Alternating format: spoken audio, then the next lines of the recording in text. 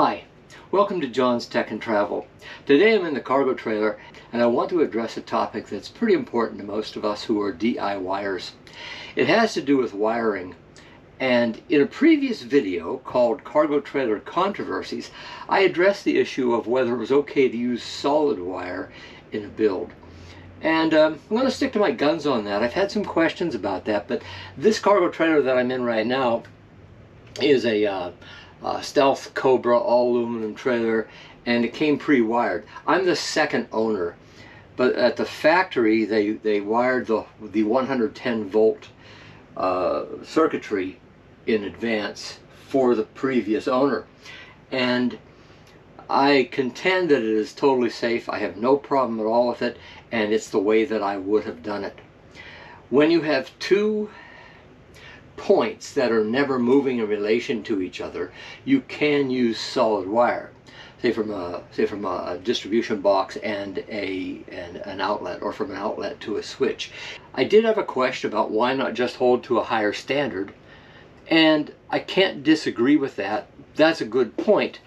However, holding unnecessarily to a higher standard can cost you a lot of money, and that's a concern also.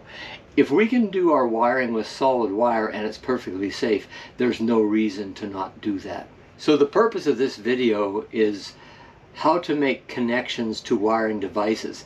This is not a video about how to do all of your wiring. This is not a video about how to stay in compliance with code. This is just some thoughts, ideas, suggestions on how you can do wiring. My big problem with stranded wire is that the connections must be made safely, and my concern is that many people do not know how to do them and will not do them properly. So in this video I'm going to look at only making connections to electrical devices such as switches and outlets, and really that's all I'm going to be dealing with here. We will look at the types of device terminations. We will look at screw terminals, compression clamp terminals, and push-in terminals. And we're going to discuss terminations with both types of wire, solid and stranded. Again, I want my fellow van and cargo trailer conversion enthusiasts to make good quality, safe connections. Having said that, what I'm offering here is only presented as entertainment and is not intended to be professional advice.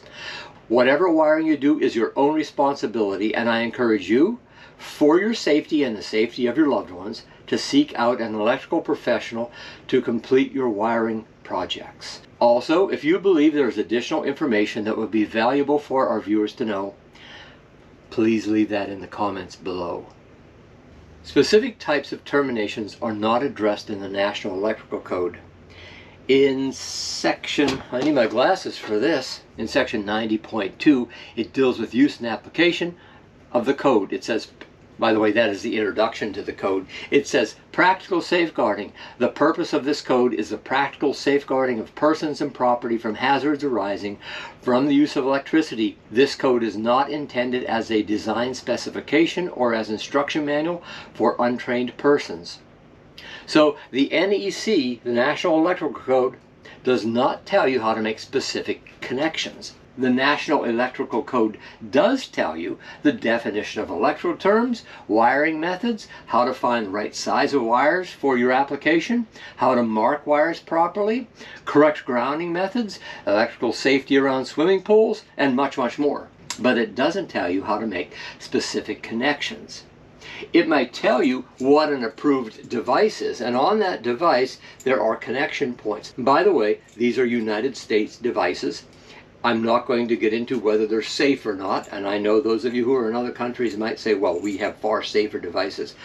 That might be true, but this is what we have, so this is what we're dealing with. There are side terminals that have exposed power on them, and you have to be safe about that. First, let's take a look at solid wire connections. With solid wire connections, it's very important that you use a wire stripper that is made for solid wire. This is a Klein Tools. It's my favorite, and I know that right in the middle here it's 14 gauge. And by the way, all the wire I'm working with today is 14 gauge wire. I will not be using 12 gauge wire, even though that might be what you're using for your projects. You know, size accordingly. So this is number 14 wire, solid, And on these Klein strippers that I'm using, number 14 is right in the middle. And so I'm going to put it on the number 14 gauge stripper, and I'm going to squeeze that. I feel a nice solid ka-chunk, and I pull it. By the way I did that, I'm going to show that again. Put in the number 14 slot, hand on here. I'm left-handed, so you can do this mirror image and it'll come out right if you're right-handed.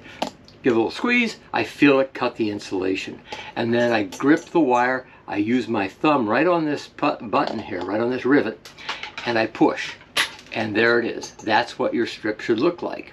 You want to make sure that you use the right size. If you don't, let me see here. This is stranded.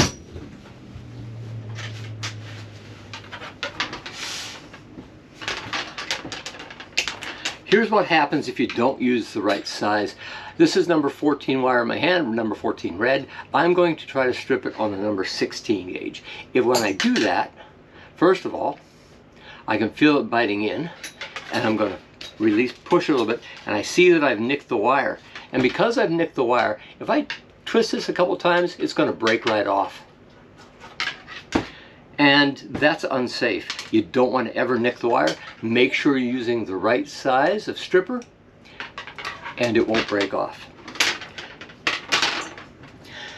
Next, let's look at the different types of terminations. On this device, this is a receptacle, and it has holes in the back. And if I take the wire and push it in there, it's going to be gripped in there. And if I take a really tiny screwdriver or other device, perhaps I can release it. This is what we typically call backstabbing, and most electricians will not do that. Homeowners might, but even though it's there, you probably shouldn't use it. What it looks like is this. I take the wire and insert it into the hole. There we go. And you can see it will not come out.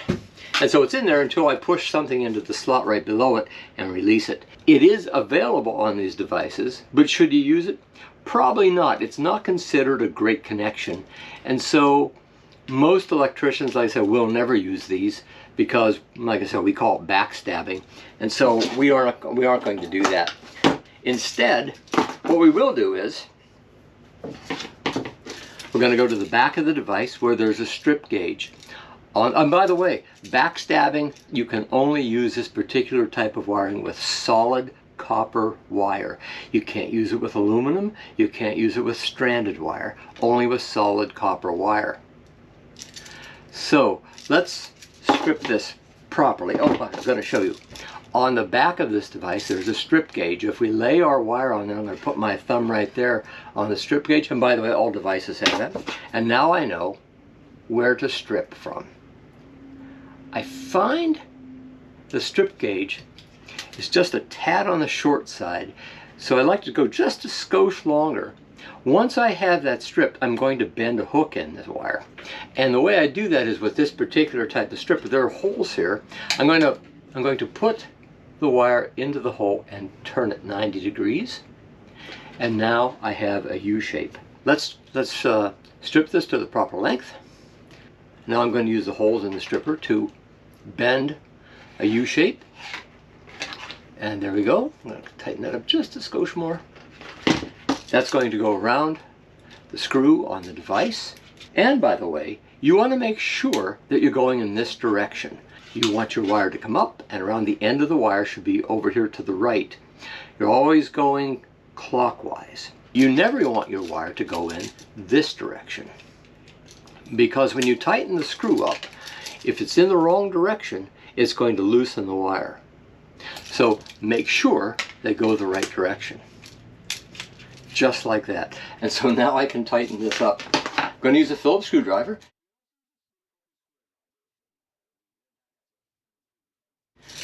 Got nice and tight. There. Now, that's a good connection. And what makes that a good connection is the wire goes the proper direction around the terminal screw. The wire is nice and tight to the shaft of the screw, and there is no extra bare wire showing. So nice, safe connection. Now if I undo this connection, let me show you what this looks like. Might be a little tougher to get off there than it was to get on there. If I undo that though, you can see that there is a slight groove here and here. That's where the edge on the bottom of the screw dug into the wire. On the back side, or the bottom side here, it might be hard to see, but there are little lines across there. In the terminal, there are lines on this plate, this brass plate down here, and the softer copper gets smashed in there, compresses in. That's what makes for our good connection. And so something you never want to do is put two wires in here at the same time. If you put two wires in the same time, if you try to stack them up on one screw, that won't work. However, let me tighten this back down. I'm going to tighten this back down.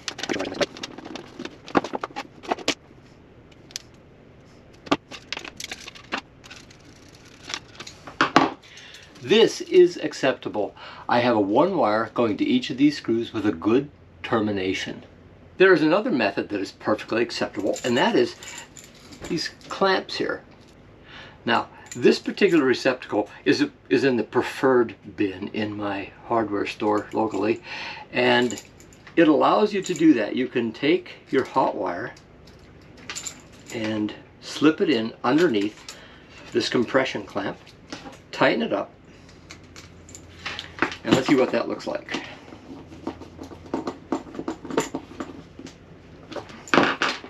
There we go.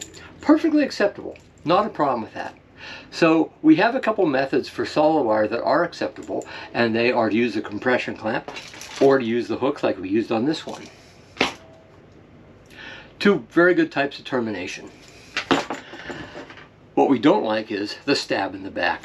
We don't want to do that. Not considered a good termination because I really don't believe that it's going to hold up well over time. There's a minimal amount of metal inside the device, where I have this one right here.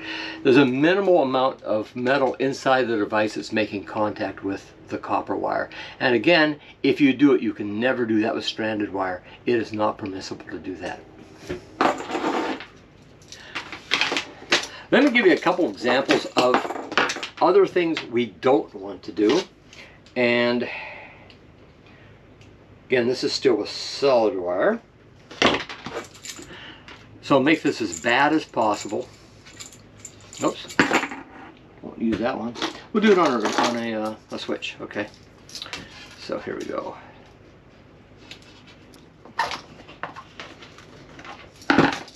There, that looks pretty bad. I've seen a lot of first-year students try to get away with that. That won't work. We just have minimal contact here, and a good possibility that this could be torn out. Not a good connection at all. That's what we don't want to do. Let me show you something else we don't want to do.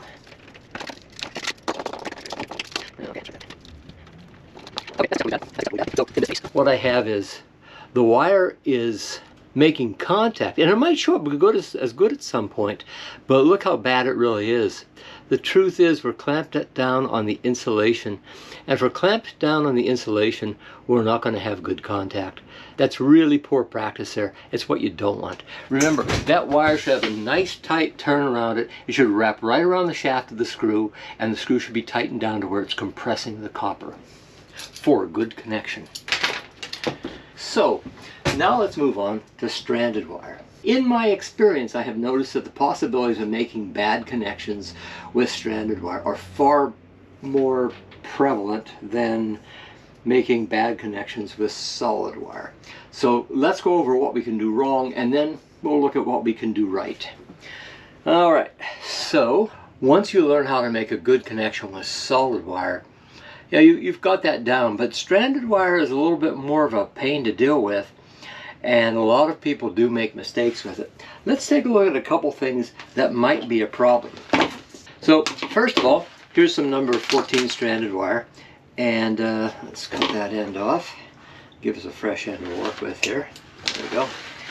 And I'm going to show you, it's number 14, but if I cut it with the 14 gauge stripper on this, you're going to find that, let's see here, it tends to nick some of the strands, and I know it's really hard to see, but there are strands inside there that were cut off, and there's more of a danger that you're going to lose strands. Now, losing 2 or 3 strands in a highly stranded piece of wire like this isn't going to be a big issue, but if you want to correct that problem, just go to the next size bigger. So this was number 14. We'll go to number 12, and we'll give it a couple of cuts there, and now you're going to find out that you don't have any, again, really hard to see, I know, but you're going to find out you don't have any nicked strands, and so far better. So now let's make a connection. Here's a switch that I was using earlier, and if I just take this and bend this, you don't need a tool to do that, but if I just bend that, see, already strands are starting to splay out. If I put it around this terminal screw, let's get it around there and try to make it look as nice as possible. And see, already I'm having problems with it splaying out and falling apart. So let's say that at the very least we have to tighten up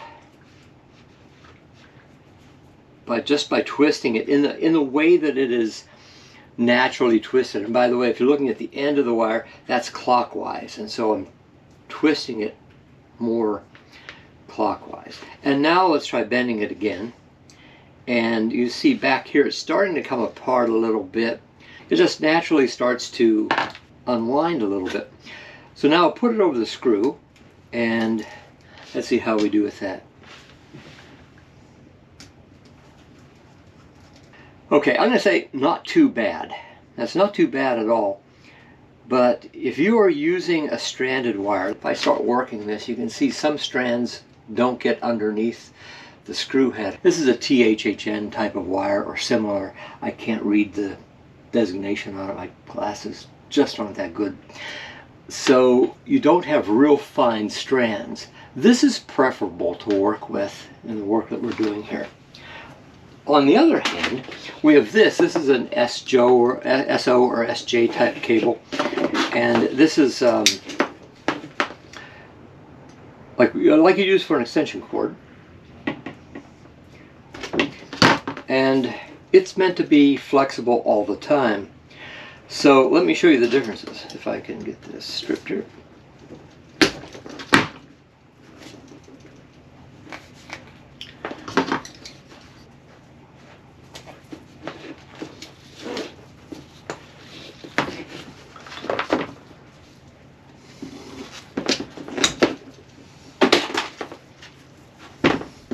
So this cable is meant to stay flexible all the time, what you typically use for extension cords.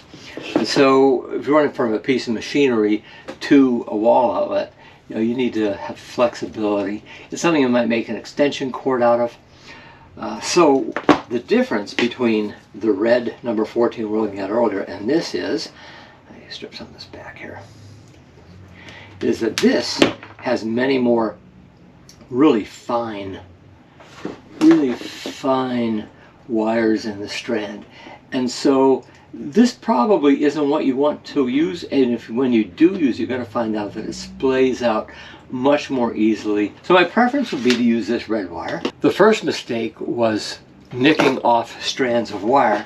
The second mistake we don't want to make is we'll never use the backstab method, because it's a bad practice with solid wire, but when it comes to stranded wire, it's not allowed at all. It says in code and the description for these devices that this backstab method can only be used for solid copper wire. You cannot do it with stranded.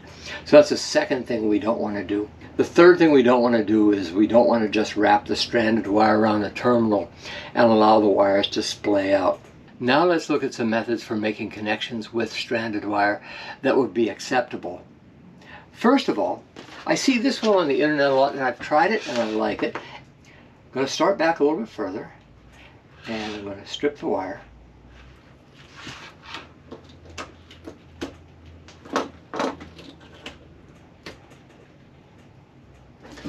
Now that should be good. Now I'm going to make sure that I go the direction it was already twisted, and I'm going to tighten up those twists. And now I will wrap it around my terminal in the right direction. I'm still coming up from this side, and then I'm coming around. There. And now I'm going to hold that in place and tighten up my screw terminal. So there, that actually doesn't look too bad. I'm going to leave the insulation on here because it's actually insulating this tail that's coming down here. You do want to make sure that if you decide to cut this tail off, you don't leave an uninsulated tail sticking out. Possibly hazardous situation, but I think that's an acceptable method. I like that. There's a method that was passed down to me by a friend. We're going to use a piece of solid wire to actually make the terminal connection. And we're going to strip it just like we did before with a solid wire. Make our hook. So there we go. Make our connection onto the device. Get it nice and tight. There we go. And then come down a few inches, and we're going to cut that wire off. We're going to strip back, and now we can connect our stranded wire to it. And there are a couple methods that we could use. Let's see, let's strip some back here. Let me show you a couple different methods that would be acceptable. One is to use one of these guys here, a Wago type connector, and just make sure you get all the strands in there and click. Make sure you get this in there the whole way. Just want to make sure you are clamping down onto the bare metal part. You don't have any bare metal sticking out from this thing. Insulation inside of it, and there you have a good connection. The downside to this method is if you're trying to put this into an electrical box, that you have to fold this around, and now you have an extra thing in the box to deal with. That would be the same problem that you would have if you were going to use a wire nut. The Wago is a little more compact. We could use a Wago, or we could use a wire nut, and I'm going to strip a little more off of here to use the wire nut. And you just have to remember that if you're using a wire nut, you just want to strip back a little bit further than you did with a solid wire, because the stranded wire is just going to naturally wind around the solid wire, and when it does, you can have a problem with it just not making a good connection. But I'll show you, if we make this nice and tight, that's a good connection there. Neither of those wires is going to come out. Let's take our wire nut off, and you see we had a really good winding there. We were cutting into both the stranded wire and the solid wire. So that's an acceptable method. You got to remember, it's an extra step to take, and it's going to take you more time to do this than it would with solid wire. The third method is to use a fork style crimp-on connector. Like I said, I have some issues with some of these methods because they require a little bit of experience. It's not that you can't learn it, it's that it might take a little bit of time for you to get used to doing it right. So let's take a look at doing crimp-on style connectors, and basically they come in 3 flavors or 3 colors. First of all, let me find my package here. There we go.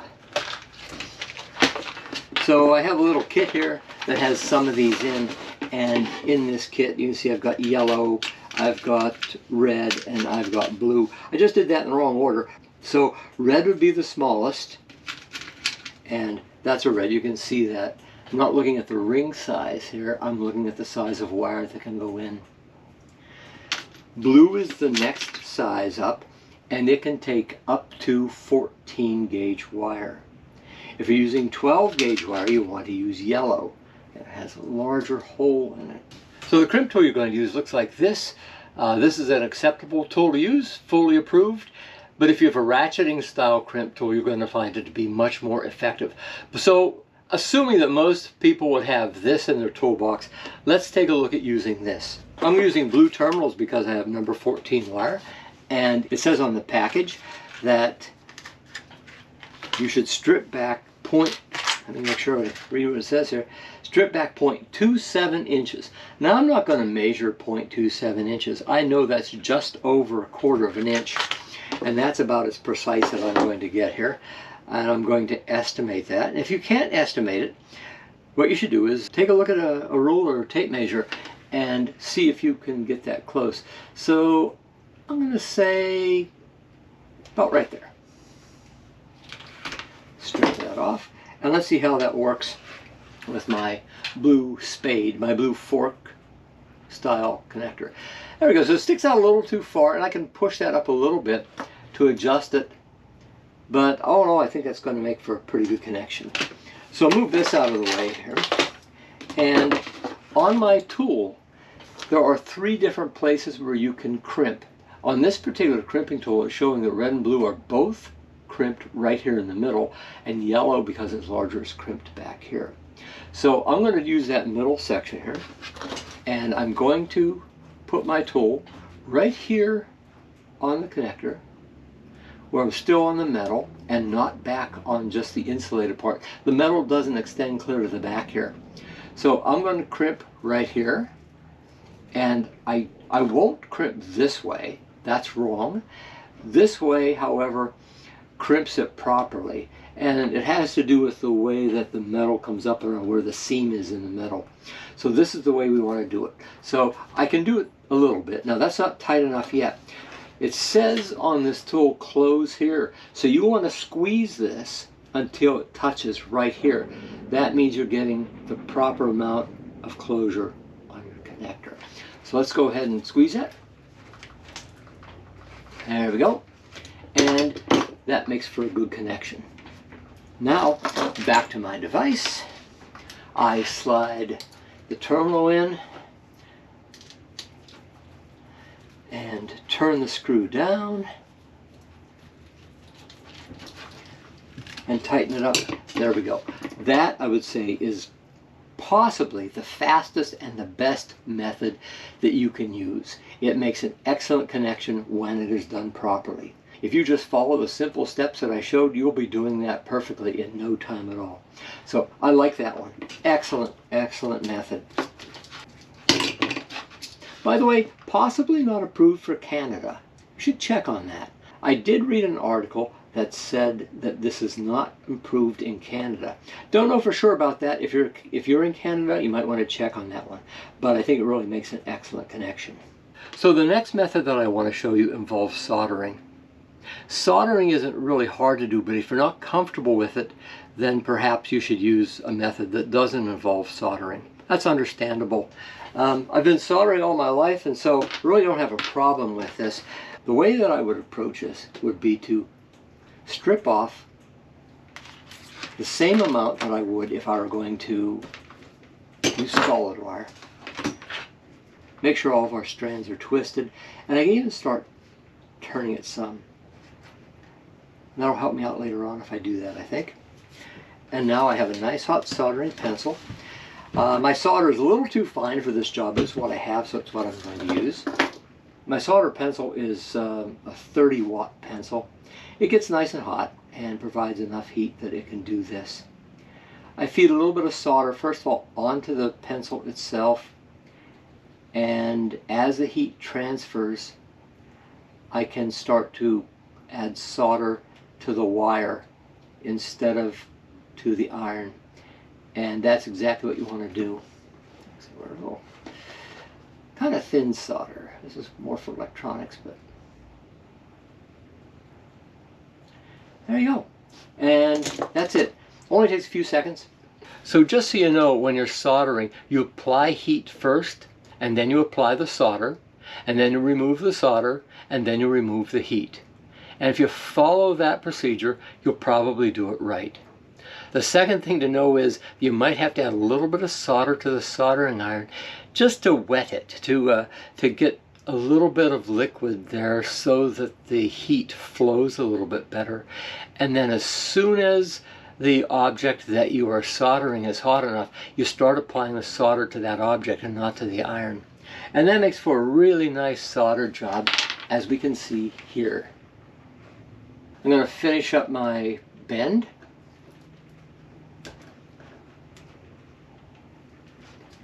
And let's see, so that bend looks pretty good. Here's my device, and I'm going to go right around that terminal screw, just like we had before with solid wire. And there we go. On pretty good. And then just tighten it up like you would with any other connection. And there we go. That makes for a pretty good job. It's a little more complicated. It does take time. If you're doing a lot and you're in a hurry, this is the harder one to do, but it really makes an excellent connection. One more note is that if you're using a receptacle like this where you have 2 screws on each side, of course your silver screws for your white wire for neutral, and your gold colored screws on this side for your hot wires. If you're only using 2 of them, these other ones are sticking out, go ahead and turn those in tight so that there's less chance that something is going to short against one of those screws. If you have found this information to be helpful, I'd really appreciate you letting me know. And the way you can let me know is hit that like button, that thumbs up. That helps me to know that we're on the right track. And it also helps YouTube to know that we're doing the right thing too. I turn out videos every week, sometimes twice a week.